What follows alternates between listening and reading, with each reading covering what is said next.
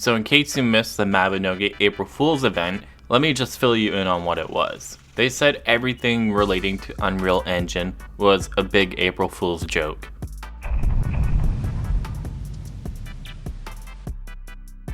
Okay, now that's not true, but they did have a little goof and gaff on our behalf, and I thought it was pretty funny. For example, the first time logging in during the day, whenever you go to pick your character, you're just gonna see a bunch of random monsters for all your characters. So, haha. Kicking off the event right away, you get sent a letter, and the letter says, "Hello, can you hear me?" Can you read this? So naturally we go check out what this person wants, because apparently they're kinda in trouble. They've got themselves in a sticky situation. They kinda got caught with their hand in the peanut butter jar, if you know what I mean. So as soon as I get there, I see somebody emoting at a guildstone. I'm looking around and I'm like, why is this person crying at a guildstone? I'm like, where is this event? What is going on? Then I realize the event is the guildstone and this person is crying because of the guildstone. So upon talking to the guildstone, you find out that it's somebody actually trapped in a guildstone. How does that happen? Anyways, they say go around and collect some authorization, verification type requests from people. So that's what we're off to do, because this poor SOB is now stuck in a guildstone. And it kind of makes sense why this girl's crying now. Like, if my friend was stuck in a guildstone too, I'd probably, you know what, I'd probably laugh. I would laugh at him for being stuck in a guildstone. So first up on our to-do list is Doomby. Upon getting there, we find out that he's been doing things like this before. Before, he was trying to be a sheep. He was trying to fit in with the sheep, and that didn't go so well. And the first minigame is actually spotting the difference because corporate wants you to do so.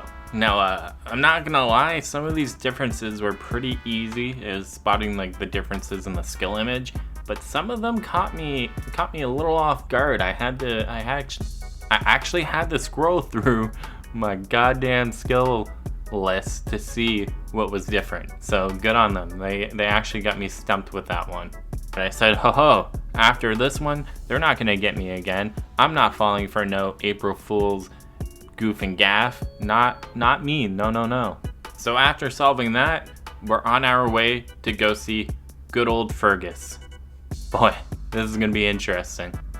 So once we get to Fergus, we actually catch him up to speed as to what's going on, and lo and behold, this guildstone has done this in the past. He's actually turned into a goblin before, and apparently Fergus, with the biggest muscles and the best repair in all of Tur, was gonna lay this guy out. Now we both know this guy is full of it, but hey, let him be happy. Let him live in bliss. He's not good at much else. So apparently Fergus is a little dumb and can't write. And he wrote something down and he wants us to decipher it for him, and it is my hand slipped. What could that be? I don't know. My hand slipped. So with that, we leave Goofy Fergus behind and we go to the next location. So we get to the next location and we have to speak to an otter who can't talk but understands English, I guess. I don't really know. If I'm being honest, I kind of skipped over this part of the story and just kind of blew through it. But lo and behold, once the otter knows what we're talking about, his friend chimes in and says, listen, this guy showed up before as a monster and scared the otter. So, gotta do the third and final step in the verification, and this time it's a riddle. We get sent a letter in our mailbox and we gotta decipher it. And oh boy, this one had me stumped, okay? It had a lot of other people stumped too, so I don't feel so bad. So looking at this, I initially thought, okay, this message has some very odd spacing. I probably have to go and type that message with the odd spacing, and I opened a notepad and took way too long to do this. Lo and behold, I was wrong. They got me again. So this guy walks up to me and was like, do you know how to put in the code? And I said, no, I thought he was gonna help me. I thought he knew. Wrong, he didn't know either. So at this point, we're just a couple of idiots standing around not being able to solve an April Fool's joke. It hurt. It is what it is. I have no shame. So let me just speed up this footage so you can see how long we spent trying to figure out with a random combination of things. And yeah, we still couldn't figure it out.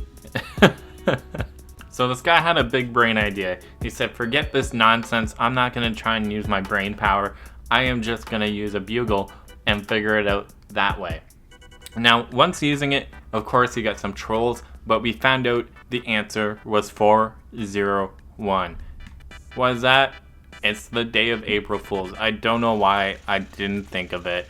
I did the dates, I did the year, I did the month, but not all together. So we head back to the Guildstone, and lo behold, it is gone. It's absolutely missing, and in its stead stands a mysterious young man.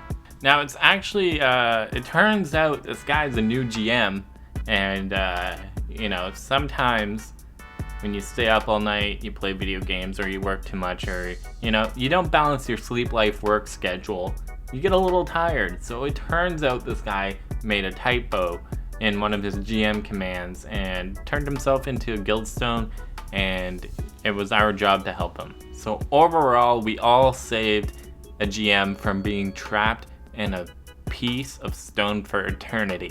That would have been a cruel way to die. But if I'm being honest, I think this event was one of the more fun Mabinogi events. And it's crazy that it was just for a hot minute, and you know, it was a goofy ride. Anyways, yeah, that's all. Take care.